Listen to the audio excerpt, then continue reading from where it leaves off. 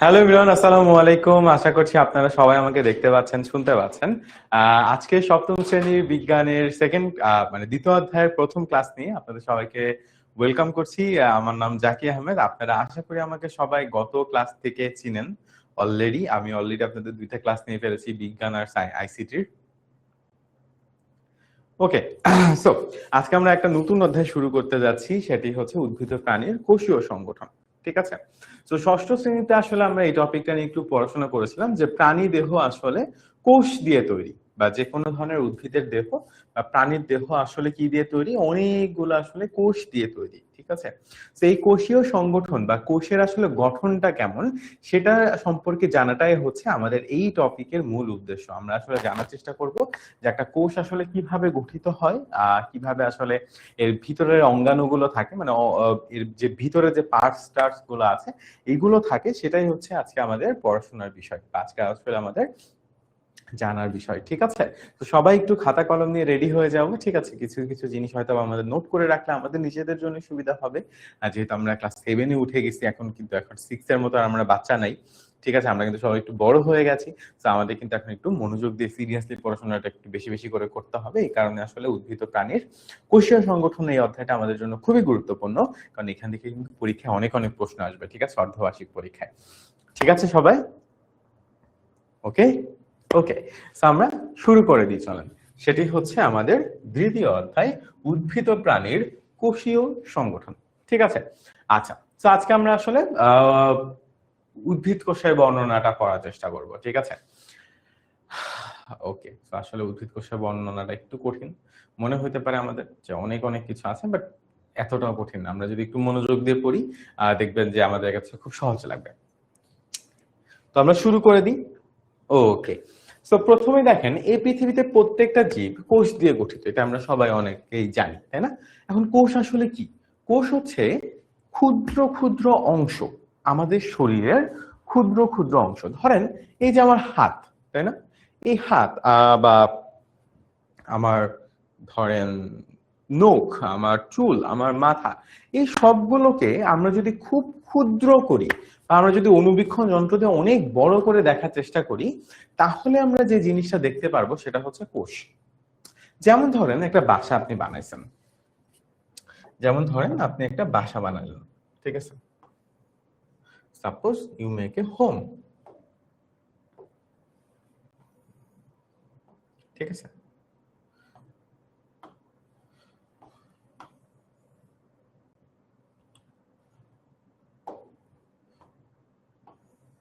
ওকে, আচ্ছা, তো ধরেন আপনি এরকম করে একটা বাসা বানাইছেন। ঠিক আছে, আচ্ছা, এখন ইটের বাসা যদি আপনি বানান, তাহলে এই বাসাটা আসলে কি দিয়ে তৈরি বলেন তো? ইট দিয়ে না? এরকম ক্ষুদ্র ক্ষুদ্র ক্ষুদ্র ক্ষুদ্র ইট, এগুলা দিয়ে আসলে আমাদের বাসাটা তৈরি। তো আমরা যদি বাসাটার ভিতরে আসলে কি দিয়ে তৈরি এটা দেখতে চাই, এরকম ক্ষুদ্র ক্ষুদ্র ইট দেখতে পারবো, তাই না? এরকম ক্ষুদ্র ক্ষুদ্র ক্ষুদ্র ইট দেখতে পারবো, তাই তো? তো ঠিক যেমন ভাবে একটা বিল্ডিং আসলে অনেকগুলো ছোট ছোট ছোট ছোট ইট দিয়ে সুন্দর মতো তৈরি করা হয়, ঠিক তেমন ভাবে প্রতিটা প্রাণীর দেহ এবং প্রতিটা উদ্ভিদের দেহ এরকম ছোট ছোট ছোট ছোট ছোট ছোট কোষ দিয়ে তৈরি করা হয়। তবে ইট তো আমরা খালি চোখে দেখতে পাই, ইট বেশ বড়। কোষ আসলে এত বড় না, কোষ অনেক ক্ষুদ্র। হ্যাঁ, অনেক ক্ষুদ্র। তাহলে আমার হাতে ধরা যাচ্ছে 100 কোটি কোষ আছে। ঠিক আছে, তো এত ক্ষুদ্র, এই কারণে আসলে এদেরকে আমরা খালি চোখে তো বাবা দেখতে পাই না, কিন্তু অণুবীক্ষণ যন্ত্র দিয়ে দেখতে পাই। অণুবীক্ষণ যন্ত্র দিয়ে কি করতে পারি? অণুবীক্ষণ যন্ত্র দিয়ে আমরা দেখতে পাই। যেহেতু অণুবীক্ষণ যন্ত্র দিয়ে দেখা যায়, বিজ্ঞানীরা দেখলেন যে কোষ আসলে কি, ভিতরে কি কি জিনিসপত্র আছে, এটা ওনারা দেখলেন। দেখার পরবর্তীতে ওনারা যে কাজটা করলেন, ওনারা সে সম্পর্কে লিখলেন। তখন যে যে কথাগুলো ওনারা লিখছেন বা যে যে কথাগুলো বলছেন, সেগুলাই হচ্ছে আজকে আমাদের পড়ার বিষয় বা আজকে আমাদের আলোচনার বিষয়। ঠিক আছে, আমরা বুঝতে পেরেছি? আচ্ছা, তাহলে এই পৃথিবীর প্রত্যেকটি জীব কোষ দিয়ে গঠিত। জীবদেহের গঠনের একক হলো কোষ, তাই না? যেমন একটা ইটের বাড়ি গঠনের একক কি? ইট। ঠিক আছে, একটা অনেক বড় বিল্ডিং, এর গঠনের একক কি বলতে পারি? আমরা ইট বলতে পারি, যে ইট দিয়ে গঠন করা হচ্ছে। ঠিক তেমন ভাবে যে কোনো জীবদেহ আসলে কোষ দিয়ে তৈরি, সেটা গাছের ক্ষেত্রে হোক বা কোন একটা প্রাণীর ক্ষেত্রে হোক। ঠিক আছে, জীবের সব শরীরবৃত্তীয় কাজও কোষের মাধ্যমে সংগঠিত হয়। এখন প্রশ্ন হলো, শরীরবৃত্তীয় কাজটা আবার কি জিনিস? শরীরবৃত্তীয় কাজ বলতে বোঝায় শরীরের যত কার্যক্রম আছে, যেমন ধরেন খাবার হজম করা, এটা কি আমাদের পাকস্থলীর কাজ। তাহলে পাকস্থলীর কোষগুলো আসলে এই কাজগুলা করে, ঠিক আছে। যেমন ধরেন হাঁটা চলা করা, এটা কি আমাদের পায়ের কাজ। তাহলে পায়ের কোষগুলো আসলে কি করে? হাঁটা চলার কাজগুলো করে। তাহলে এই কোষগুলোই আসলে শরীরবৃত্তীয় কাজগুলো করে থাকে। শরীরবৃত্তীয় কাজ বলতে আমাদের শরীরের যে অঙ্গ প্রত্যঙ্গগুলা যে কাজগুলো করে থাকে সেগুলোকে আসলে বলা হয় শারীরবৃত্তীয় কাজ বা শরীরবৃত্তীয় কাজ।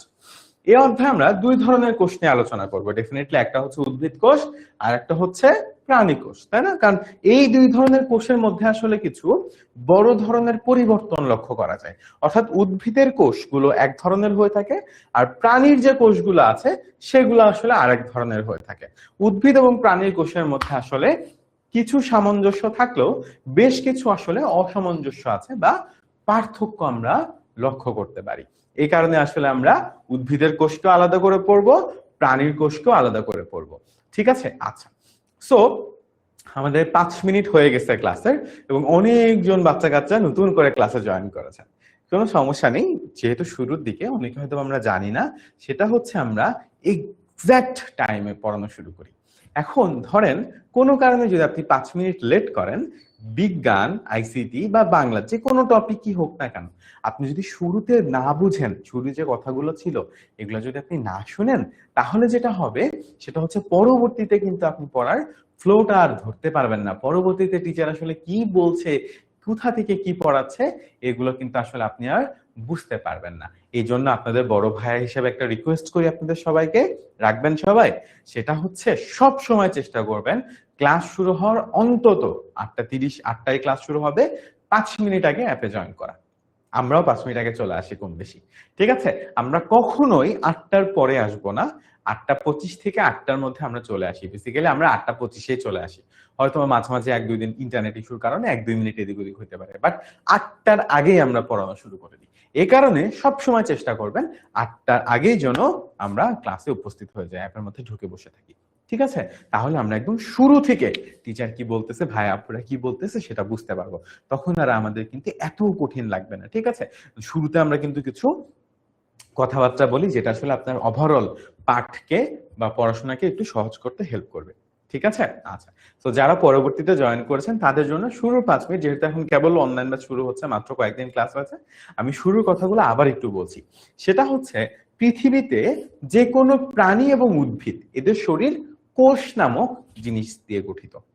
যেমন একটা ইটের বিল্ডিং এর সবচেয়ে ছোট ছোট জিনিস কি আসলে ইট, তাই না? আমরা এঁকেছি যে একটা ইটের বিল্ডিং কে যদি আপনি ভাঙেন বা আপনি যদি ছোট করতে চান, আসলে আপনি কি পাবেন? অনেকগুলো ইটের টুকরা পাবেন। বা একটা ইটের বিল্ডিং কে যদি আপনি বানাইতে চান, আপনার আসলে কি লাগবে? অনেকগুলো ইট লাগবে। তাহলে একটা ইটের বিল্ডিং বানানোর একক কি? ইট। ঠিক তেমন ভাবে মানুষ এবং প্রাণী, উদ্ভিদ এগুলো বানানোর জন্য, এগুলো তৈরি হয় আসলে কোষ নামে একটা জিনিস দিয়ে। এখন ইটের বিল্ডিং এর ইট আমরা খালি চোখে দেখতে পাই, বাট এই কোষটা এত ক্ষুদ্র যে আমরা আসলে এটাকে খালি চোখে দেখতে পাই না। তো বিজ্ঞানীরা এগুলোকে অনুবীক্ষণ যন্ত্র কি, ওই যে আপনারা কেউ বাইনাকুলার দেখছেন, দূরের জিনিস কাছে দেখা যায়, বড় করে দেখায়, ঠিক তেমন ভাবে অনুবীক্ষণ যন্ত্র বাইনাকুলারের মতোই, বাট এটা আসলে যে কোনো একটা জিনিসকে অনেক গুণ বড় করে দেখতে সাহায্য করে। এবং কোষের মাধ্যমে, কোষ যেহেতু অনেক ছোট, বিজ্ঞানীরা অনুবীক্ষণ যন্ত্র দিয়ে কোষটাকে দেখছে, দেখার পরে কোষের বিভিন্ন পার্টস পাইছে, বিভিন্ন গঠন পাইছে, সেই জিনিসগুলো নিয়ে ওনারা আলোচনা করেছে। সেটাই হচ্ছে কোষের গঠন, সেটাই কি কোষের গঠন। এবং আমরা আজকে উদ্ভিদ কোষের গঠন নিয়ে আলোচনা করবো। আজকে আমরা কার গঠন নিয়ে আলোচনা করব? উদ্ভিদ কোষের গঠন নিয়ে আলোচনা করব। প্রতিটি জীবদেহে এক বা একাধিক কোষ দিয়ে গঠিত হয়। তাহলে কোষ, প্রতিটা জীবদেহই কোষ দিয়ে গঠিত। একটি আদর্শ উদ্ভিদ কোষে প্রধানত দুইটা অংশ নিয়ে গঠিত, একটা হচ্ছে কোষ প্রাচীর, আরেকটা হচ্ছে প্রোটোপ্লাজম। আরেকটা কি? প্রোটোপ্লাজম। বুঝতে পেরেছেন? তাহলে আজকে আমরা আলোচনা করব কি নিয়ে? আজকে আমরা আলোচনা করব উদ্ভিদ কোষের সাধারণ গঠন নিয়ে। প্রথমে আমরা উদ্ভিদ কোষ নিয়ে আজকে পড়াশোনা করব। তাহলে উদ্ভিদ কোষ সম্পর্কে আমরা প্রথম যে তথ্যটা জানতে পারলাম, তথ্যটা কি বলেন তো বাবুরা? প্রথম যে তথ্যটা জানতে পারলাম সেটা হচ্ছে একটি আদর্শ উদ্ভিদ কোষ, অর্থাৎ যেটা একটা প্রপার উদ্ভিদ কোষের আদর্শ আমরা বলতে পারি। হ্যাঁ, একটা আদর্শ ছাত্রকে যে নিয়মিত পড়াশোনা করে, ঠিক তেমন ভাবে একটা আদর্শ উদ্ভিদ কোষে কয়টা বৈশিষ্ট্য থাকে? সেটা হচ্ছে গিয়ে দুইটা অংশ নিয়ে গঠিত থাকে। কয়টা অংশ?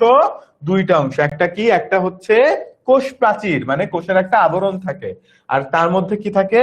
তার মধ্যে থাকে হচ্ছে আমাদের প্রোটোপ্লাজম। তাহলে এই ইনফরমেশনটা আমাদেরকে মনে রাখতে হবে যে একটা আদর্শ উদ্ভিদ কোষ প্রধানত দুইটি অংশ নিয়ে গঠিত। কয়টা অংশ?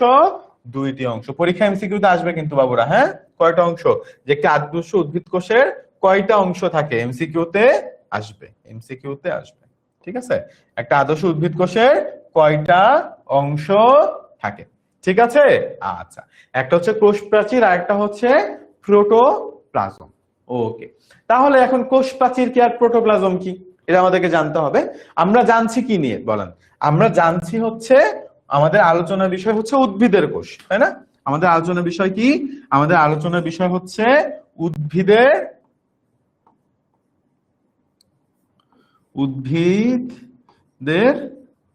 কোষ, তাই তো? এটা হচ্ছে আমাদের পড়াশোনার বিষয়। এখন উদ্ভিদের কোষের মধ্যে দুইটা জিনিস থাকে। একটা কি? একটা হচ্ছে কোষ প্রাচীর। একটা কি? কোষ প্রাচীর। আর একটা কি বলেন তো? প্রোটোপ্লাজম।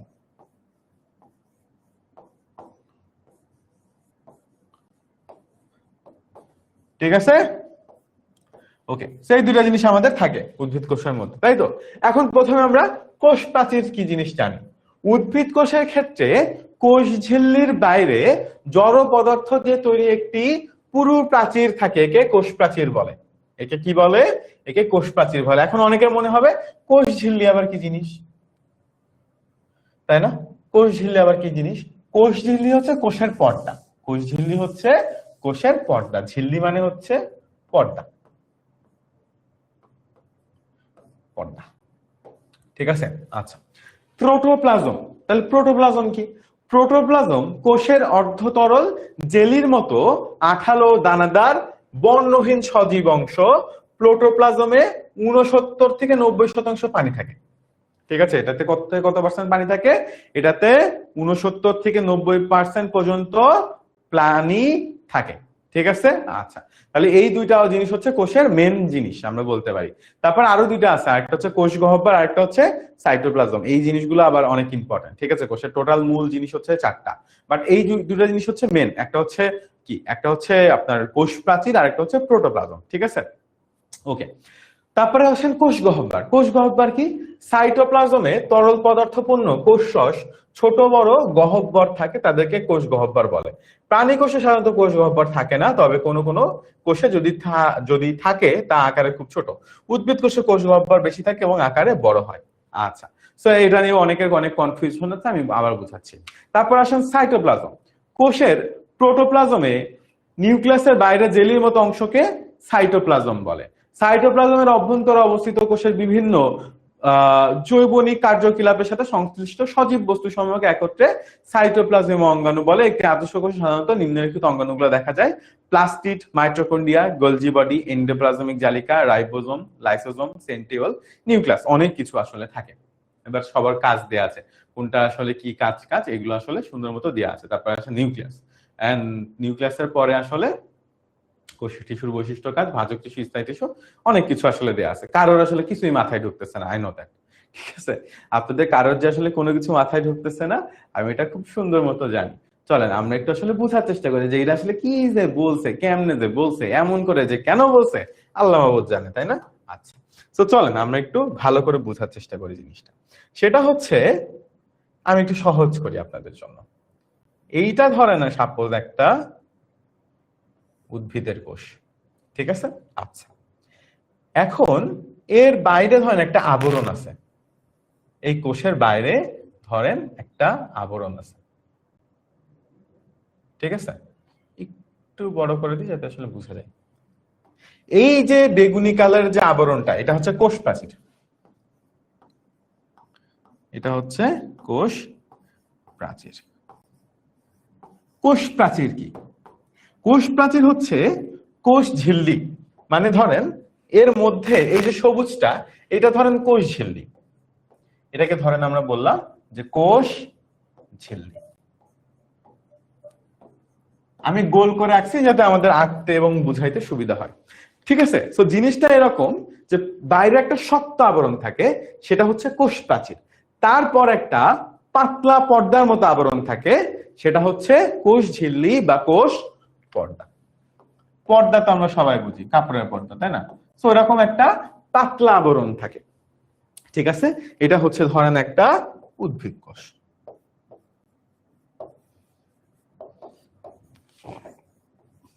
ক্লিয়ার? ওকে, তাহলে বাইরে কি থাকে? শক্ত আবরণ, কোষ প্রাচীর। তারপর থেকে থাকে কোষ ঝিল্লি বা কোষের পর্দা। এর মাঝে যা যা থাকে, খুব মনোযোগ দিয়ে শুনেন। আমি এইভাবে পড়াবো, আপনি একদম বইয়ের পড়াটা ধরতে পারবেন, নাহলে কিন্তু ধরতে পারবেন না। বই কিন্তু অনেক কঠিন করে দেওয়া। আচ্ছা, আর এতগুলা মানুষ এখন জয়েন করছেন, দেখেন বাবুরা, আপনারা একটু বড় হয়েছেন না, ক্লাস 7-এ উঠছেন, তো এখন কিন্তু আপনাদের পড়াশোনাটা একটু একটু কঠিন হচ্ছে, 6-এর মতো এত সহজ নাই। এখন আপনারা যদি লেট করে ক্লাসে আসেন, জাকি ভাই কি বলবে ছাতার মাথা কিছু বুঝবেন না। আপনার মনে হবে কি ছাতার মাথা জাকি ভাই বলে, কিছু তো বুঝি না। আর দোষ কি আমার? আমি যে এতক্ষণ যা যা বলছি, ধরেন আপনাকে একজন অর্ধেক কথা বললো আর অর্ধেক কথা বললো না, আপনি কি বুঝবেন? ধরেন আপনার নাম রাফিদ, আপনার আম্মু এসে আপনাকে বললো যে রাফিদ ভাত, আপনি কিছু বুঝবেন না। কিন্তু আপনার আম্মু যদি আপনাকে এসে বলে যে রাফিদ ভাত খেয়ে নাও, আপনি কিন্তু বুঝবেন। তা আপনি যদি আমার অর্ধেক কথা না শুনেন আর অর্ধেক কথা শুনেন, আপনি কিছু বুঝবেন? বুঝবেন না। তাহলে আপনারা যদি লেট করে ক্লাসে আসেন, আপনারা কিছু বুঝবেন? বুঝবেন না, কারণ আপনি যে আমার আগের কথা শুনেন নাই বাবা। বুঝতে পারছেন? এই কারণে সবসময় যেটা চেষ্টা করব, এক্স্যাক্টলি 8টা বাজে যেন ক্লাসটাতে আমি উপস্থিত থাকি। 5 মিনিট 10 মিনিট আগে চলে আসবো, বাট পরে কখনো আসবো না। ঠিক আছে? এতক্ষণ আমি কি বলছি আপনি কিছুই বুঝান নাই। এখন পোল দিলে যদি বলি যে আপনারা বুঝছেন, বলবেন বুঝি নাই। বুঝবেন কেন? আপনি তো শুনেনই নাই। আপনি না শুনলে জীবনে বুঝবেন? আপনি না খাইলে আপনার জীবনে পেট ভরবে? ভরবে না। এখানে কি যে বাবুর্চি রান্না করছে, ধরেন আপনি বিয়ে বাসায় গেলেন, খাইলেন না, এখন আপনাকে কেউ জিজ্ঞেস করলো যে তুমি হচ্ছে তোমার কি পেট ভরছে? আপনি বলেন না আমার তো পেট ভরে না। এখন কি বাবুর্চির দোষ? ও বেচারা তো ঠিকই রান্না করে রাখছে, আপনি খান নাই, এখন বাবুর্চির কি দোষ? এখন আমি তো ঠিকই পড়াইছি, আপনি ক্লাসে দেরি করে এসে শোনেন নাই, আমার দোষ? বলেন আপনি। তাহলে ক্লাসে আর কখনো লেট করে আসবো না। ঠিক আছে? যদি কোনো কারণে লেট হয়ে যায় তখন কি করব? তখন আর ওই ক্লাসে এসে লাভ নাই, 5-10 মিনিট পরে আসলে ক্লাসে এসে লাভ নেই, তখন রেকর্ডিং ক্লাসটা দেখবো। ঠিক আছে? যদি কোনো কারণে লেট হয়েই যায় 5 মিনিটের বেশি, তখন আর ক্লাসে ঢুকে লাভ নেই, তখন রেকর্ডিং ক্লাস দেখবো। ঠিক আছে? আচ্ছা, যাই হোক, আমরা পড়াচ্ছি উদ্ভিদ কোষ কেমন, এটা। ঠিক আছে? আজকে আমাদের চ্যাপ্টারের নাম কোষীয় সংগঠন। আমি আবারও বলে দিচ্ছি, আজকে আমাদের অধ্যায়ের নাম কোষীয় সংগঠন, এবং আমরা পড়াচ্ছি যে উদ্ভিদ কোষের ভিতরে কেমন কি থাকে। ঠিক আছে? তো আমরা বলতেছি যে উদ্ভিদ কোষের একদম বাইরে থাকে একটা শক্ত আবরণ, এটাকে কি বলে? কোষ প্রাচীর, একদম বাইরে। তারপরে, অর্থাৎ কোষ প্রাচীরের একটু পরেই থাকে কোষ ঝিল্লি, একটা পাতলা আবরণ। বুঝতে পারছেন? বাইরে থাকবে একদম শক্ত একটা আবরণ, ভিতরে থাকবে একটা পাতলা আবরণ, যেটা একটা পর্দার মতো। এর মাঝখানে যা যা থাকবে, এর মাঝখানে অনেক কিছু থাকতে পারে, যা যা থাকবে সেটাকে আমরা বলবো কি জানেন? সেটাকে আমরা বলবো প্রোটোপ্লাজম। কি বলবো? প্রোটোপ্লাজম। এটাকে কি বলবো আমরা? মাঝখানে সবকিছুকে আমরা কি বলবো? প্রোটোপ্লাজম।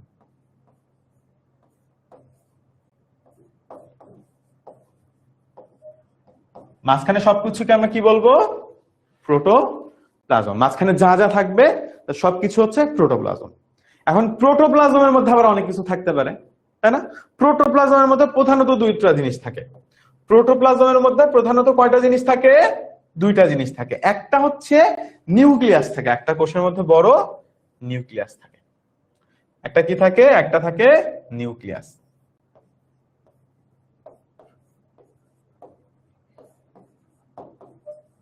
আচ্ছা, ভালো কথা, একটা থাকে নিউক্লিয়াস। ঠিক আছে? আচ্ছা, নিউক্লিয়াসের বাইরে আর যা যা জিনিসপত্র থাকে, মানে ধরেন এখানে তো ফাঁকা জায়গা আছে, এখানেও আছে, এখানেও আছে, এখানেও আছে, আর কি কি থাকে? একটা থাকে কোষ গহ্বর। কোষ মানে কিছু ফাঁকা জায়গা থাকে, ধরেন এখানে একটু ফাঁকা জায়গা আছে, এখানে আরেকটু ফাঁকা জায়গা আছে, এখানে ধরেন আরেকটু ফাঁকা জায়গা আছে, এগুলোকে কি বলবো? এগুলাকে বলবো কোষ গহ্বর। এগুলাকে কি বলবো? এগুলাকে বলবো কোষ গহ্বর। ঠিক আছে? আচ্ছা, তাহলে একটা থাকে নিউক্লিয়াস, একটা থাকে কোষ গহ্বর, আর যে বাকি জায়গাগুলো থাকে সেই জায়গাগুলোতে যেটা থাকে সেটাকে বলবো সাইটোপ্লাজম। সেটাকে কি বলবো? সাইটোপ্লাজম। তাহলে এই বাকি জায়গাগুলোকে কি বলবো? বাকি জায়গাগুলোকে বলবো সাইটোপ্লাজম।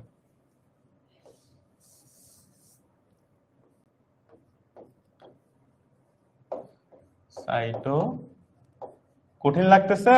সহজ হয়ে যাবে, সমস্যা নেই, ভয় পেন না। ঠিক আছে, ভয় পেন না, আমি আবার পড়াবো। না বুঝলে আপনারা যতক্ষণ বুঝবেন না আমি পড়াতে থাকবো, নো টেনশন।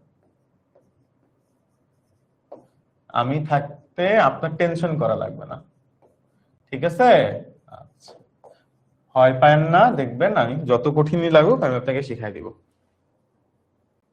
ঠিক আছে, যদি আপনি শুরু থেকে আমার সাথে ক্লাসে থাকেন, পড়া যত কঠিনই হোক আমি আপনাকে শিখাই দিব। আপনি টেনশন করেন না, রিল্যাক্স করেন। ঠিক আছে, ভয় লাগতেছে? ভয় লাগার কিছু নাই। ঠিক আছে, আমি থাকতে ভয় পাওয়ার কোনো কারণ নাই, আপনাকে শিখাই দিব ইনশাল্লাহ। ঠিক আছে, আচ্ছা দেখেন, একটু আমি জানি যে একটু গুলাই যাইতেছে, তাই না? গুলাই যাইতেছে, একটু গুলাই যাবে না। ঠান্ডা মাথায় শোনেন জিনিসটা কি হয়। আমরা পড়তেছি কি, উদ্ভিদ কোষের মধ্যে কি কি জিনিসপত্র থাকে। উদ্ভিদ কোষ কি? উদ্ভিদের ক্ষুদ্র ক্ষুদ্র একক, মানে উদ্ভিদকে অনেক কোটি কোটি কোটি কোটি কোটি করলে যে জিনিসটা আমরা পাই সেটা হচ্ছে উদ্ভিদ কোষ, তাই তো? এই উদ্ভিদ কোষের মধ্যে কি কি থাকে বিজ্ঞানীরা কেমনে দেখছে? অণুবীক্ষণ যন্ত্র দিয়ে এমনি দেখছে। ঠিক আছে, আচ্ছা, সবার বাইরে, কোষের বাইরে থাকে কোষ প্রাচীর, একটা শক্ত আবরণ থাকে। ঠিক আছে, কোষ প্রাচীরের পরে চিন্তা করেন, কোষ প্রাচীরের পরে একটা ডিমের মতো চিন্তা করেন, একটা ডিমের মতো চিন্তা করেন। ঠিক আছে, একটা ডিম, বাইরে কি থাকে? একটা শক্ত আবরণ থাকে, তাই না? সেটাকে কি বলতেছি? কোষ প্রাচীর। এখন ডিমের শক্ত আবরণের ভিতরে আবার কি আছে? একটা পাতলা পর্দা থাকে না, দেখছেন কখনো কেউ? পাতলা পর্দা থাকে না, ওইটা কি? ওটা হচ্ছে কোষ ঝিল্লি। ওটা কি? কোষ ঝিল্লি। ওটা কি? ওইটা হচ্ছে কোষ ঝিল্লি। একটা যে পাতলা পর্দা থাকে ওইটা হচ্ছে আমাদের কোষ ঝিল্লি।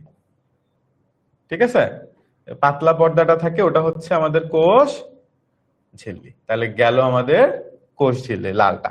এর মাঝখানে যা থাকে সবই ডিম। হ্যাঁ, কোষ ঝিল্লির পরে ভিতরে যা থাকে কুসুমা সাদা অংশ, দুইটাই তো ডিম, ঠিক না? তাহলে সেই জিনিসগুলো হচ্ছে আমাদের সাইটোপ্লাজম। সেই মাঝখানে যা যা আছে সবকিছু কি? Sorry, protoplasm. সবকিছু কি? সবকিছু হচ্ছে আমাদের প্রোটোপ্লাজম। সবকিছু হচ্ছে আমাদের প্রোটোপ্লাজম।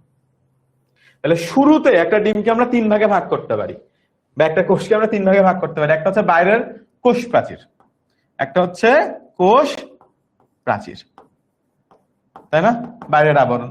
তারপরে কি আছে? পর্দা আছে, কোষ পর্দা বা কোষ ঝিল্লি। কোষের কোষ পর্দা বা ঝিল্লি, যেটাই বলেন না কেন। ঠিক আছে, একই কথা। মানে পর্দার আর একটা বাংলা হচ্ছে ঝিল্লি, যেমন ভাতের আর একটা বাংলা অন্ন, পানির আর একটা বাংলা জল, এরকম আর কি ঝিল্লি। মাঝখানে যা আছে সবকিছুই প্রোটোপ্লাজম, সবকিছুই প্রোটোপ্লাজম। এখন ডিমের ক্ষেত্রে চিন্তা করেন, ডিমের মাঝখানে যা থাকে সাদা অংশ, কুসুম ফাঁকা জায়গা, সবকিছুই কি? ডিম। কোষের মাঝখানে যা থাকে সবকিছুই প্রোটোপ্লাজম, সবকিছুই প্রোটোপ্লাজম। এখন প্রোটোপ্লাজমে তিনটা জিনিস থাকে। কয়টা জিনিস? তিনটা জিনিস থাকে। মানে এই যে মাঝখানে এই জিনিসগুলোকে আমরা প্রোটোপ্লাজম বলতেছি, এই প্রোটোপ্লাজমের মধ্যে আবার তিন ধরনের জিনিস বেশি থাকে, মানে মূলত তিন ধরনের জিনিস থাকে। একটা হচ্ছে নিউক্লিয়াস থাকে, যেমন ডিমের কুসুম থাকে ওরকম নিউক্লিয়াস থাকে।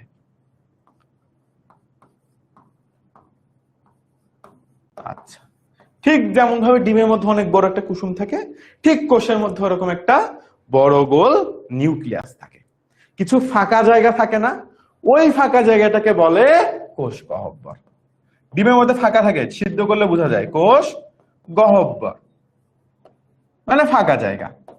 আর সাদা অংশ থাকে না ডিমের মধ্যে, যেরকম কোষের মধ্যে এই নিউক্লিয়াস আর কোষ গহ্বর বাইরে আরো কিছু জিনিসপত্র থাকে, সেটাকে বলে সাইটোপ্লাজম। সেটাকে কি বলে? সেটাকে বলে সাইটোপ্লাজম।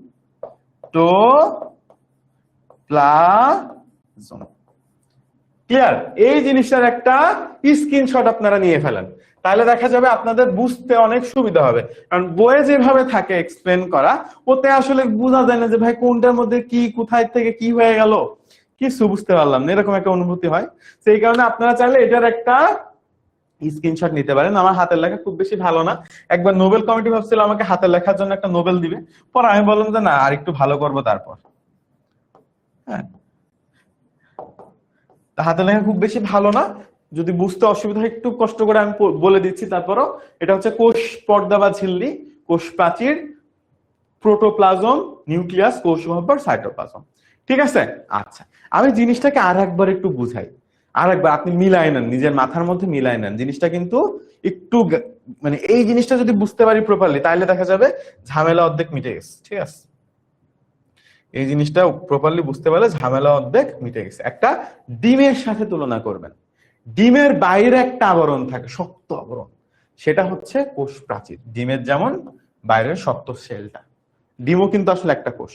আচ্ছা, তারপরে আসে ডিমের পর, কোষের বাইরের আবরণের পর মাঝখানে একটা পর্দা থাকে না, পাতলা, মাঝখানে দেখবেন মাঝে মাঝে সাদা সাদা দেখা যায়। অনেক সময় ডিম প্রপারলি না ভাঙতে পারলে দেখা যায়, বা সিদ্ধ ডিম ভাঙতে গেলে অনেকে খেয়াল করবেন আরেকটা লেয়ার থাকে, বাইরের আবরণের পর ভিতরে আরেকটা লেয়ার থাকে, সেটা হচ্ছে কোষ পর্দা বা কোষের ঝিল্লি। ঠিক আছে? মাঝখানে যা আছে সবকিছুই ডিম। এখন এই দুইটা জিনিস বাদ দিলে মাঝখানে যা আছে সবকিছুই হচ্ছে প্রোটোপ্লাজম। সবকিছুই কি? সবকিছু হচ্ছে প্রোটোপ্লাজম। এখন প্রোটোপ্লাজম যেমন একটা জিনিস, বা ডিম যেমন একটা জিনিস, বাট এর মধ্যে তো অনেক রকম জিনিস থাকে, যেমন কুসুম থাকে, অনেক জায়গায় দুইটা কুসুম থাকে, কিছু সাদা অংশ থাকে। ঠিক তেমন ভাবে প্রোটোপ্লাজমেও কিছু জিনিসপত্র থাকে। একটা থাকে নিউক্লিয়াস, ঠিক ডিমে যেরকম কুসুম, প্রোটোপ্লাজম এরকম গোল এরকম নিউক্লিয়াস থাকে একটা। কিছু ফাঁকা জায়গা থাকে, ডিমে দেখবেন সিদ্ধ করলে উপরে ফাঁকা হয়ে থাকে। ঠিক তেমন ভাবে কোষের মধ্যেও কিছু ফাঁকা জায়গা থাকে, এটাকে বলে কোষ গহ্বর। এবং কোষ ডিমের মধ্যে যেরকম সাদা কিছু অংশ থাকে, ঠিক তেমন ভাবে প্রোটোপ্লাজমের মধ্যেও কিছু এরকম অংশ থাকে, সেটাকে বলে সাইটোপ্লাজম। ঠিক আছে? এই গেল একটা কোষের বেসিক গঠন।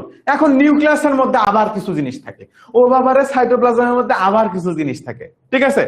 বাট এইটুকু যদি আমরা বুঝতে পারি, তারপরে এর বৈশিষ্ট্য পড়বো, ওর বৈশিষ্ট্য পড়বো, শেষ কাজ। কে কি কাজ করে এটাই। ঠিক আছে? সহজ না? বুঝতে পারছেন? এবার সবাই একটু আমাকে পোল দিয়ে বলেন তো, সবাই বুঝতে পেরেছেন কিনা, আমি সবাইকে বুঝাতে পেরেছি কিনা, আমাকে একটু বলেন তো ভাই আপুরা। হ্যাঁ,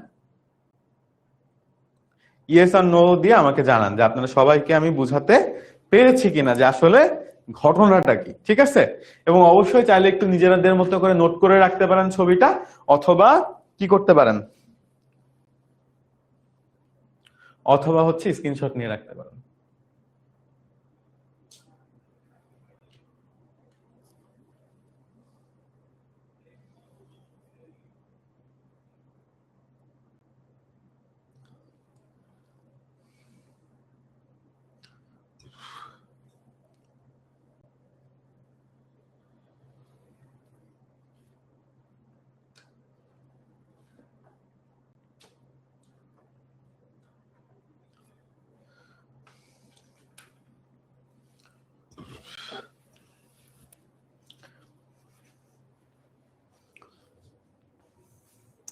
আচ্ছা, আমি দেখতে পাচ্ছি মোটামুটি 84% বা 83% মানুষজন বুঝছেন, আর 15-16% মানুষজন বুঝেন নাই। ওকে, মাথা ঠান্ডা করেন, আমাকে 3 মিনিট সময় দেন। আমি নেক্সট 3 মিনিটে যে 70 জন মানুষ বুঝেন নাই তাদেরকে বুঝাই দিতে পারবো ইনশাআল্লাহ। ঠিক আছে? আচ্ছা, কোষ কি এটা আমরা বলতেছি যে প্রতিটা প্রাণী এবং উদ্ভিদের দেহকে ভাঙলে সবচেয়ে ক্ষুদ্র যে জিনিসটা পাওয়া যায় সেটা হচ্ছে কোষ। আসলে এই কোষকেও আবার ভাঙা যায়, বাট প্রাইমারি গঠনের একক হচ্ছে কোষ। ঠিক আছে? এগেন কোষ নিয়ে আমি অনেক বিস্তারিত বলছি ক্লাসের শুরুতে, আপনি যদি না শুনে থাকেন রেকর্ডিং এ দেখে নিতে পারবেন। তো কোষ নিয়ে আলোচনা করা না করি, আমাদের মূল আলোচনার বিষয় হচ্ছে কোষের ভিতরে কি থাকে। ঠিক আছে? ওকে, একটা উদ্ভিদ কোষের ভিতরে, ভিতরটা ঠিক একটা ডিমের মতো, ঠিক একটা ডিমের মতো। একটা ডিম এর সাথে তুলনা করলে আমরা বুঝতে পারবো। ডিমের বাইরে যেমন একটা শক্ত আবরণ থাকে, প্রতিটা উদ্ভিদ কোষের বাইরে একটা শক্ত আবরণ থাকে। এই জিনিসটাকে বলে কোষ প্রাচীর, মানে দেওয়াল কোষের। ঠিক ডিমের বাইরের আবরণটা যেমন ডিমের জন্য দেয়াল হিসেবে কাজ করে, কোষের বাইরেও একটা আবরণ আছে, সেটা কোষের দেওয়াল। এরপর চিন্তা করেন, ডিমের প্রাচীর বা ডিমের খোসার ভিতরে আবার একটা পর্দা মতো থাকে না, সাদা রঙের, অনেকে হয়তো দেখছেন অনেকে হয়তো দেখেন নাই, থাকে। সো ঠিক এই শক্ত আবরণের পরে একটা পাতলা পর্দা থাকে, সেটাকে বলে কোষ প্রাচীর, বা সেটাকে বলে কোষ পর্দা বা কোষের ঝিল্লি। ঝিল্লি হচ্ছে পর্দার একটা বাংলা নাম, ঠিক আছে, আরেকটা বাংলা, সাধু বাংলা। ঠিক আছে, দুইটা জিনিস গেল।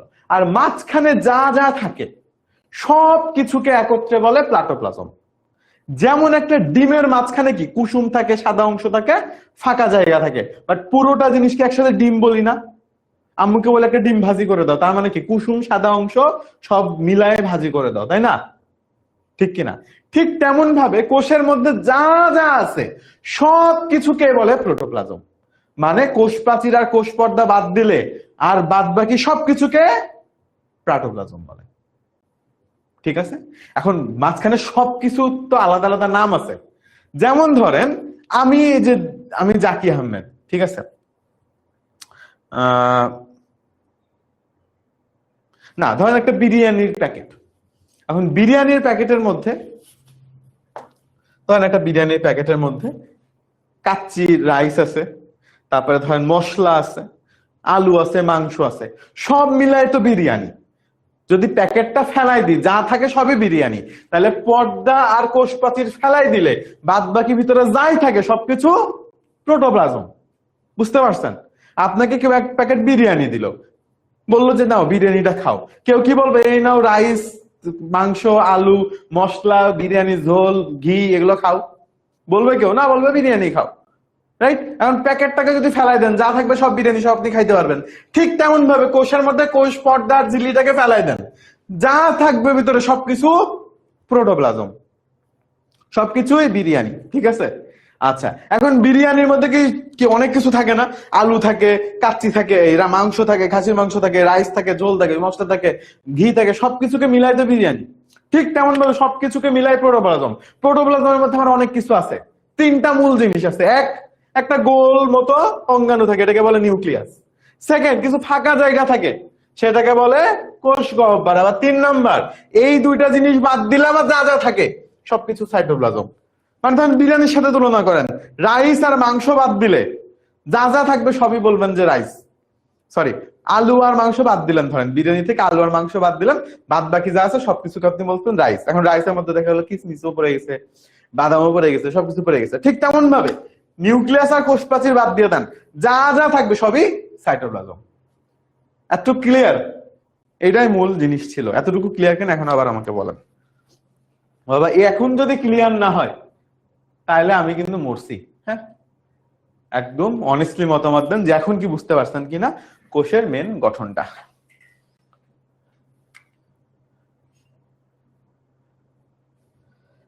এইটা বোঝাটাই মূল, তারপরে বাদ বাকি জিনিস মুখস্থ করলেই হবে। বাদ বাকি জিনিস জাস্ট মুখস্থ করলেই হয়ে যাবে, মানে বাদ বাকি ইয়া করার কিছু নাই, বুঝার কিছু নেই, ওটা মুখস্থ।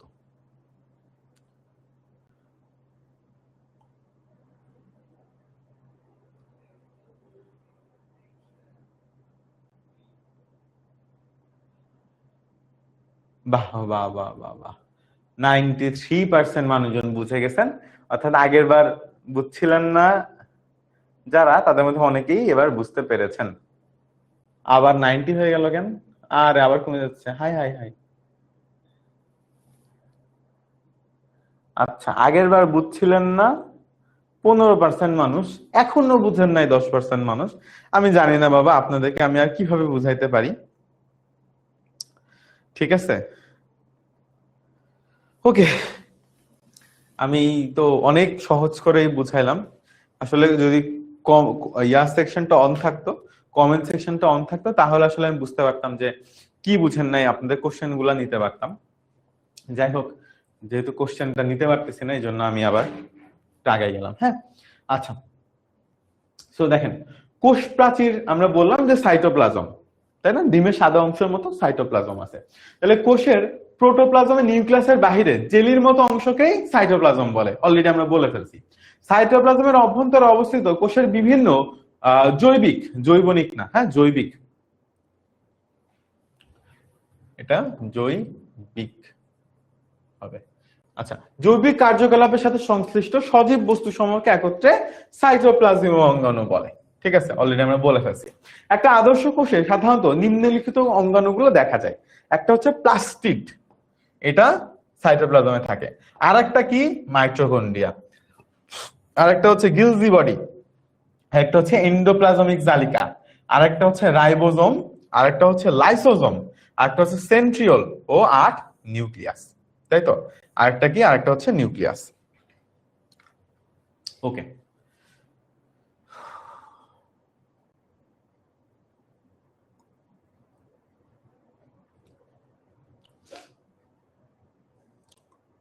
তাই না? তাহলে এই জিনিসগুলো এখন আমরা করব। ওকে, আচ্ছা, নিউক্লিয়াসকে সরি নিউক্লিয়াসও আসলে সাইটোপ্লাজমেরই পার্ট, তাই না? নিউক্লিয়াস আসলে নিউক্লিয়াসকে আমরা সাইটোপ্লাজমের পার্টই বলতে পারি। একটা হচ্ছে কোষ গহ্বর, আর একটা হচ্ছে সাইটোপ্লাজম, প্রোটোপ্লাজম। নিউক্লিয়াস তো আসলে সাইটোপ্লাজমের পার্টই বলা যায়। সো বেসিক্যালি কি বলে, প্রোটোপ্লাজমের মধ্যে কোষ গহ্বর বাদ দিয়ে সবকিছু হচ্ছে সাইটোপ্লাজম। ওকে, সো প্রথমে হচ্ছে প্লাস্টিড। তাহলে প্লাস্টিড আসলে কি? প্লাস্টিড হচ্ছে একটা অঙ্গাণু যেটা আসলে রং ধারণ করে, যেটা আসলে রং ধারণ করে। একটা কোষ কি রঙের হবে সেটা ডিপেন্ড করে এই প্লাস্টিড অঙ্গাণুটার উপরে, সে আসলে রং ধারণ করে। ঠিক আছে, এখন ক্লোরোপ্লাস্ট, সেটা হচ্ছে সালোক সংশ্লেষণ করে খাদ্য তৈরি করে, এটা হচ্ছে সবুজ রঙের হয়। ঠিক আছে, আরেকটা হচ্ছে ক্রোমোপ্লাস্ট, এটা হচ্ছে উদ্ভিদকে বিভিন্ন রং দেয়। আর একটা হচ্ছে লিউকোপ্লাস্ট, এটা হচ্ছে খাদ্য সঞ্চয় করে। তাহলে এই রকমের প্লাস্টিড গুলা থাকতে পারে, একটা কোষে থাকতে পারে। ঠিক আছে, এবং একটা আসলে এক ধরনের কাজ আছে, আমাদেরকে এই জিনিসগুলো মুখস্থ রাখতে হবে। প্লাস্টিড তিন প্রকার হয়ে থাকে, একটা হচ্ছে ক্লোরোপ্লাস্ট, একটা হচ্ছে ক্রোমোপ্লাস্ট, আর হচ্ছে লিউকোপ্লাস্ট। মাইটোকন্ড্রিয়া, তো মাইটোকন্ড্রিয়া হচ্ছে গিয়ে দ্বিস্তর পর্দা দ্বারা আবৃত থাকে। এটাকে কোষের শক্তি ঘর হিসেবে পরিচিত, কোষের শাসনের মাধ্যমে শক্তি উৎপাদন করে। সো মাইটোকন্ড্রিয়ার আসলে কি কাজ? মাইটোকন্ড্রিয়া আসলে কোষের শক্তি উৎপাদন করে। ধরেন আপনি একটা প্রাণী, আপনার যেমন শক্তি উৎপাদন হয় পাকস্থলী থেকে খাবার পচনের মাধ্যমে, তো কোষেরও আসলে শক্তি উৎপাদন করার আলাদা একটা অঙ্গ আছে বা অঙ্গাণু আছে। যেহেতু এগুলো অনেক ছোট, এই জন্য অঙ্গাণু বলতেছি আমরা, সেটাকে বলতেছি আমরা মাইটোকন্ড্রিয়া। ঠিক আছে, আচ্ছা। তারপরে গোলজি বডি কি? পর্দা ঘেরা গোলাকার বা সূত্রাকার অঙ্গাণু, নিউক্লিয়াসের কাছে অবস্থান করে। এর কাজ হচ্ছে বিভিন্ন ধরনের হরমোন ক্ষরণ করে। তাহলে গোলজি বডি আসলে কি কাজ করে? ও আসলে বিভিন্ন রকমের হরমোন তৈরি করে, ও আসলে বিভিন্ন রকমের হরমোন তৈরি করে। তারপর আসেন এন্ডোপ্লাজমিক জালিকা। তো এই এন্ডোপ্লাজমিক জালিকা আসলে কি কাজ করে? এন্ডোপ্লাজমিক জালিকা বা ইয়ার হলো কোষের একটি গুরুত্বপূর্ণ অঙ্গ যা সাইটোপ্লাজমে ছড়ানো থাকে। এটি একটি জালিকা বা নেটওয়ার্কের মতো দেখতে। ঠিক আছে, সো এটি দুই ধরনের হতে পারে, রাফ এন্ডোপ্লাজমিক জালিকা, আর আরেকটা হতে পারে রাইবোজোম আচ্ছাদিত এবং স্মুথ এন্ডোপ্লাজমিক জালিকা, যা রাইবোজোম থেকে মুক্ত। আচ্ছা, সো রাফ প্রোটিনের সংশ্লেষণ ও পরিবহন করে, বা এন্ডোপ্লাজমিক জালিকা হচ্ছে প্রোটিন এর সংশ্লেষণ ও পরিবহন করে, মানে প্রোটিনকে শোষণ করে। প্রোটিন কি? খাবারের একটা উপাদান, এটাকে শোষণ করে এবং পরিবহন করে। এবং স্মুথ যে জালিকাটা আছে, এটা কি করে? সংশ্লেষণ এবং বিভিন্ন টক্সিন নিষ্কাশনে সহায়ক হিসেবে কাজ করে। সো দেহের যে ক্ষতিকর যে আবর্জনা বা পদার্থগুলো আছে, বিভিন্ন যে টক্সিন গুলো আছে, সেগুলোকে নিষ্কাশন করতে সাহায্য করে। এবার আসেন রাইবোজোম কি কাজ করে? রাইবোজোম কোষের প্রোটিন তৈরির কারখানা। এটি কোষের সাইটোপ্লাজমে অথবা এন্ডোপ্লাজমিক জালিকার সাথে যুক্ত থাকে। সো রাইবোজোম কি কোথায় যুক্ত থাকে? হয় সাইটোপ্লাজমে অথবা এন্ডোপ্লাজমিক জালিকার সাথে সে যুক্ত থাকে। রাইবোজোমের কাজ হলো এমআরএনএ থেকে প্রাপ্ত সংকেত অনুযায়ী অ্যামিনো অ্যাসিড একত্রিত করা এবং প্রোটিন এর গঠন করা। তারপরে আসছে রাইবোজোম সাধারণত দুইটি সাব ইউনিটে বিভক্ত থাকে, একটি বড় সাব ইউনিট এবং একটি ছোট সাব ইউনিট। লাইসোজোম কি কাজ করে? কঠিন লাগতেছে? এগুলো মুখস্থ করতে হবে কিন্তু কষ্ট করে। ঠিক আছে, আচ্ছা। লাইসোজোম হলো কোষের একটি গোলাকৃতির অঙ্গ যা এনজাইম ধারণ করে এবং কোষের অপসারণ বা পুনর্ব্যবহারযোগ্য উপাদানগুলোকে ভেঙে ফেলে। লাইসোজোম কোষের অপ্রয়োজনীয় বা ক্ষতিগ্রস্ত উপাদানগুলোকে হজম করতে সহায়ক, যেমন ক্ষতিগ্রস্ত অঙ্গাণু বা মাইক্রোব। লাইসোজোম কোষের মধ্যে সেলুলার ডিপোট হিসাবে কাজ করে, যেখানে অপসারণযোগ্য উপাদান সংরক্ষিত হয় এবং পরবর্তীতে নিষ্কাশন হয়। তো সেলুলার ডিপোট মানে যে আসলে নিষ্কাশন করে আর কি কোষের যে ময়লাগুলো আছে। তারপর আসেন সেন্ট্রিওল, প্রাণী কোষে পাওয়া যায়, কোষের বিভাজনের সময় স্পিন্ডল গঠনে সাহায্য করে। এখন স্পিন্ডল তন্তুকে আপনারা জানেন না, সো এটা নিয়ে টেনশন করার কিছু নেই, আমরা সামনে স্পিন্ডল তন্তু জানবো কোষ বিভাজনের সময়। এবং ফাইনালি 8 নম্বরে আছে নিউক্লিয়াস। তো নিউক্লিয়াস কি কাজ করে? নিউক্লিয়াস হলো কোষের সবচেয়ে গুরুত্বপূর্ণ অংশ, যা প্রোটোপ্লাজমের পর্দা দ্বারা বেষ্টিত থাকে। এটি কোষের জীবন প্রক্রিয়ায় নিয়ন্ত্রণ করে। নিউক্লিয়াসকে 4টি প্রধান অংশে বিভক্ত। একটা হচ্ছে নিউক্লিয়ার পর্দা, একটা হচ্ছে নিউক্লিওপ্লাজম, এবং ফাইনালি হচ্ছে নিউক্লিওলাস। ঠিক আছে? তো নিউক্লিয়াস আসে আপনার, তারপর হচ্ছে ক্রোমাটিন আসলে নিউক্লিয় জালিকা, একদম এক্সাক্ট নিউক্লিয়াসের মধ্যে বলতে পারবো না। আচ্ছা, যাই হোক, নিউক্লিয়াসটা আসলে কি? নিউক্লিয়াসটা হচ্ছে ঠিক যেমন ডিমের কুসুম থাকে এরকম, ঠিক তেমন ভাবে নিউক্লিয়াসও থাকে। তো নিউক্লিয়াস হলো কোষের সবচেয়ে গুরুত্বপূর্ণ অংশ, যা প্রোটোপ্লাজম পর্দা দ্বারা বেষ্টিত থাকে। এটি কোষের জীবন প্রক্রিয়া নিয়ন্ত্রণ করে। নিউক্লিয়াসের প্রধান 4টা অংশে বিভক্ত। এ কি করে? টোটাল কোষটাকে নিয়ন্ত্রণ করে। তো এর মধ্যে নিউক্লিয়ার পর্দা কি? স্বাভাবিকভাবে নিউক্লিয়াসের বাইরের দিকে একটি সজীব পর্দা থাকে, যা অসংখ্য ছিদ্রযুক্ত। এই সাইটোপ্লাজমের সাথে নিউক্লিয়াসের যোগাযোগ রক্ষা করে এবং নিউক্লিয়াসকে রক্ষা করে। এই পর্দা কি করে? সাইটোপ্লাজমের সাথে নিউক্লিয়াসের কি করে? সাথে নিউক্লিয়াসের যোগাযোগ রক্ষা করে এবং নিউক্লিয়াসকে সজীব রাখে। ঠিক আছে? তারপরে নিউক্লিওপ্লাজম, এটি নিউক্লিয়াসের ভিতরে স্বচ্ছ দানাদার এবং জেলির মতো অর্ধতরল পদার্থ। নিউক্লিওপ্লাজমের ক্রোমোজোম এবং নিউক্লিওলাসকে ধারণ করে এবং নিউক্লিয়াসের কার্যাবলীকে নিয়ন্ত্রণ করে। এন্ড ফাইনালি আছে নিউক্লিওলাস। এটি নিউক্লিয়াসের ভেতরে অবস্থিত একটি ছোট গোলাকার ও উজ্জ্বল বস্তু। সাধারণত এটি নিউক্লিয়াসের একটি নিউক্লিওলাস থাকে। ফাইনালি ক্রোমাটিন তন্তু। নিউক্লিওপ্লাজমের সুতার মতো একটি তন্তু থাকে, যা ক্রোমাটিন বা নিউক্লিওজালিকা নামে পরিচিত। কোষ বিভাজন হলে এই ক্রোমাটিন টুকরো টুকরো হয়ে ক্রোমোজোমে পরিণত হয়। এগুলো একত্রে নিউক্লিয়াসের গঠন তৈরি করে, যা কোষের নিয়ন্ত্রণ অবস্থা অন্যান্য কার্যাবলী পরিচালনা করে। আচ্ছা, উদ্ভিদের টিস্যুতে আজকে আমরা যাওয়ার দরকার নেই, এত কিছু, এত ইনফরমেশন পড়ে পারবেন না। তো উদ্ভিদের টিস্যু আমরা নেক্সট দিন পড়তে পারবো, কোনো সমস্যা নেই। আচ্ছা, অনেক কঠিন একটা জিনিস, রাইট? অনেক কঠিন লাগতেছে। ওকে, ভয় পান না, একটু কষ্ট করে মুখস্থ করতে হবে জিনিসগুলোকে। আচ্ছা, সেটা হচ্ছে গিয়ে আমরা পড়তেছিলাম উদ্ভিদ কোষ, রাইট? ওকে, সো উদ্ভিদ কোষ আমরা পড়লাম যে বড় একটা উদ্ভিদ কোষ, তাই তো? ওকে, সো উদ্ভিদ কোষের মধ্যে যা যা থাকে সেটাকে আমরা বলছি প্রোটোপ্লাজম। প্রোটোপ্লাজমের মধ্যে 2-3টা জিনিস, একটা হচ্ছে নিউক্লিয়াস, ঠিক আছে, একটা হচ্ছে আপনার কোষ গহ্বর, ফাঁকা ফাঁকা জায়গা, আর বাদ বাকি যে অংশগুলো সেগুলো হচ্ছে সাইটোপ্লাজম।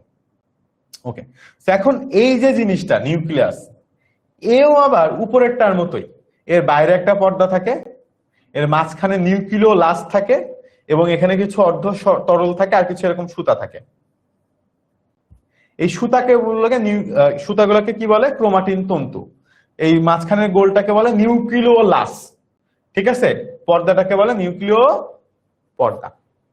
তো আসলে সেম জিনিস রিপিট হইতেছে, দেখেন। মানে প্রথমে বাইরে যেরকম ছিল, একটা কি ছিল, প্রথমে আমরা যদি যাই বাইরে, এখানে যদি তাকাই, ঠিক আছে, আমরা যদি এইখানে তাকাই, আসলে ওইটাকে সাইটোপ্লাজম না বলে এটার মধ্যে রাখি, তাহলে এটাকে আমরা আলাদা হিসাবে রাখলাম আপাতত, ঠিক আছে? তাহলে আমাদের জন্য সুবিধা হবে, যত থাকুক না কেন আলাদা ওই একই সাথে। ওকে, সো দেখেন, আমরা বাইরে যেরকম একটা পর্দা দেখছি, তাই না? ঠিক তেমন ভাবে এর মধ্যে আবার নিউক্লিয়াস আছে না? এই নিউক্লিয়াসের বাইরে একটা পর্দা আছে, সেটাকে বলে নিউক্লিয় পর্দা। এর মধ্যে ঠিক যেমন এর মধ্যে একটা গোল ছিল নিউক্লিয়াস, এর মধ্যে আরেকটা গোল আছে যেটাকে বলে নিউক্লিওলাস। এর মধ্যে কিছু এরকম সুতা থাকে যেটাকে বলে নিউক্লিয় তন্তু, আর কিছু ফাঁকা জায়গাতে আর কিছু থক্ক জেলির মতো থাকে। এখানে যেরকম সাইটোপ্লাজম বলা হচ্ছে, ঠিক এখানে এটাকে কি বলা হচ্ছে? নিউক্লিয়াসের মধ্যে এটাকে নিউক্লিওপ্লাজম। এটা কি বলা হচ্ছে? নিউক্লিওপ্লাজম। সাইটোপ্লাজম, এটাকে বলা হচ্ছে নিউক্লিওপ্লাজম, ঠিক আছে? সিমিলার জিনিস রিপিট হইতেছে, দেখেন। বাইরে যেটা ছিল ওইটাই আবার নিউক্লিয়াসের ভিতরে রিপিট হচ্ছে। বাইরে একটা পর্দা ছিল, একটা বাইরের প্রাচীর ছিল, এখানে আর প্রাচীরটা থাকবে না, একটা পর্দা ছিল, এখানেও আছে একটা পর্দা। বাইরের মধ্যে একটা ছোট গোলাকার জিনিস ছিল যেটাকে নিউক্লিয়াস বলতেছিলাম, নিউক্লিয়াসের মধ্যে আবার একটা গোলাকার জিনিস আছে যেটাকে নিউক্লিওলাস বলতেছি। ওই গোলাকার জিনিস বাদে বাদ বাকি জিনিসগুলোকে এখানে যেমন সাইটোপ্লাজম বলতেছিলাম, এই নিউক্লিয়াসের মধ্যে ওটাকে নিউক্লিওপ্লাজম বলতেছি। ঠিক আছে, আর এক্সট্রা করে কিছু সুতার মতো জিনিস আছে যেটাকে নিউক্লিয়তন্তু বলতেছি। ঠিক আছে, এখন মাঝখানে যে জিনিসগুলো ছিল যেটাকে আমরা আসলে সাইটোপ্লাজম বলতেছিলাম, সাইটোপ্লাজমের মধ্যে কি কি ছিল আসলে? সাইটোপ্লাজমের মধ্যে আসলে ছিল হচ্ছে প্লাস্টিড, মাইটোকন্ড্রিয়া, গিলজি বডি, এন্ডোপ্লাজমিক জালিকা, রাইবোজোম, লাইসোজোম, সেন্ট্রিওল। আমরা এই পর্যন্তই ধরি, নিউক্লিয়াসকে তো আমরা আলাদা করে পড়তেছি, তাই না?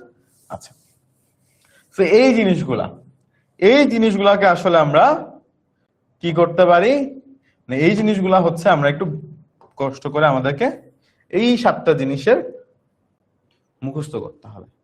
বাদ বাকি জিনিস তো আমরা বুঝে গেছি, বাট এই 7টা জিনিস হচ্ছে, যেমন ধরেন হাতের কাজ কি, ঘুষি মারা। ঠিক তেমন ভাবে প্লাস্টিকের কাজ হচ্ছে রং ধারণ করা, বুঝছেন? এটা আসলে ইনফরমেশন। মাইটোকন্ড্রিয়ার কাজ হচ্ছে শক্তি উৎপাদন করা। গোলজি বডির একটা কাজ আছে, এন্ডোপ্লাজমিক জেলিকার কাজ আছে, রাইবোজোমের কাজ আছে, লাইসোজোমের কাজ আছে, সেন্ট্রিওলের কাজ আছে। সবগুলোর আসলে আলাদা আলাদা কাজ আছে বা বৈশিষ্ট্য আছে, যেটা আমরা স্লাইডে সুন্দর মতো দিয়ে দিছি। 1 নম্বরে plastid, 2 mitochondria, 3 Golgi body, 4 endoplasmic জালিকা, 5 রাইসোজোম, 6 লাইসোজোম এবং 7 সেন্ট্রিওল। এই 7টার যে বৈশিষ্ট্যগুলো আছে এগুলো আসলে আমাদেরকে টিএম করতে হবে, মানে ঠাড়া মুখস্থ করতে হবে। পরীক্ষায় কিন্তু এখান থেকে কোশ্চেন আসবে, এটা কিন্তু one of the toughest chapter আপনাদের। ঠিক আছে, এই জিনিসগুলো আপনাদেরকে টিএম করতে হয়। টিএম মানে কি জানেন?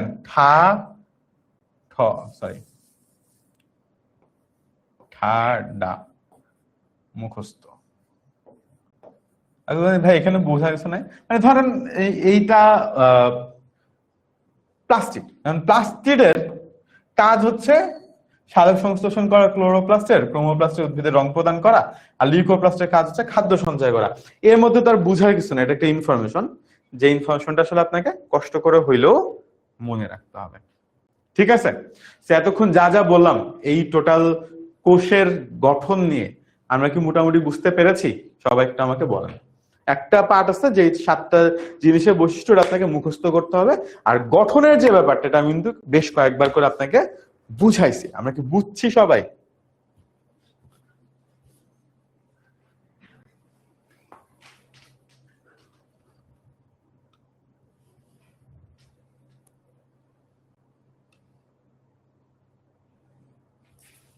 আমি এই ক্লাসে সরাসরি আজকে আপনাদের কুইজ দিব না, বিকজ অনেকগুলো অংশ তো আসলে মুখস্থ করতে হবে, তারপরে আসলে আপনারা পারবেন।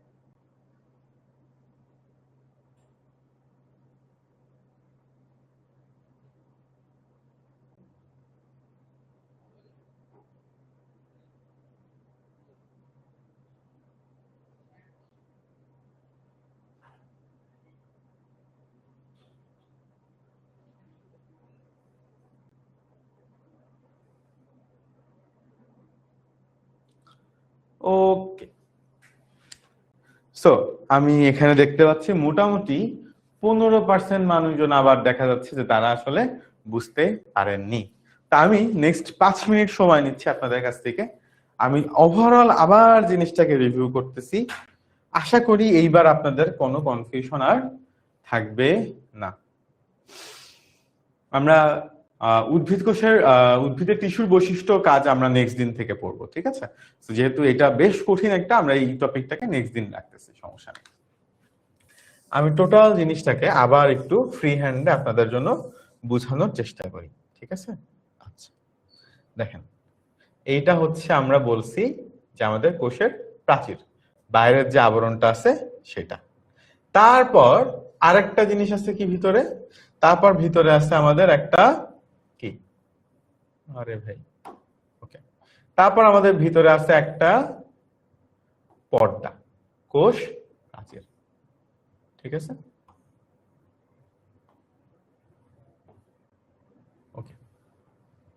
গেল, একটা হচ্ছে বাইরের আবরণ প্রাচীর যেটা, তারপরে আছে একটা পর্দা, প্রাচীরের পরে একটা পর্দা দিয়ে রাখা আছে, সবখানে মাঝখানে যা যা আছে সবকিছুকে আমরা বলছি প্রোটোপ্লাজম, রাইট? প্রোটোপ্লাজমকে তিনটা ভাগে আমি অন্তত ভাগ করতেছি। একটা ধরেন আমরা নিউক্লিয়াস বললাম, মানে প্রোটোপ্লাজমের মধ্যে নিউক্লিয়াস তো আছেই, তারপরে আরেকটা ধরেন আপনার ফাঁকা জায়গা কোষ গহ্বর, আরেকটা হচ্ছে সাইটোপ্লাজম।